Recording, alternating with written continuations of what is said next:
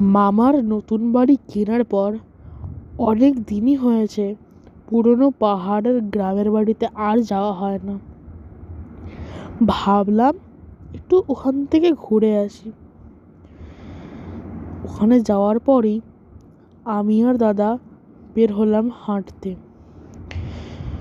ছোটবেলা তো আর পাহাড় পার করতে ভয় পেতাম, ভাবলাম সময় আছে একটু পার করি। ওই পাহাড়ে যাওয়ার পরেই দেখলাম একটি গুহা। গুগলে সার্চ করার পর জানতে পারলাম ওটা একটা কোল মাইন। আমরা ভেতর থেকে আওয়াজ পেলাম হাঁটার, ঠক ঠক ঠক ঠক। ভাবলাম বোধহয় মাইনাররা কাজ করছে।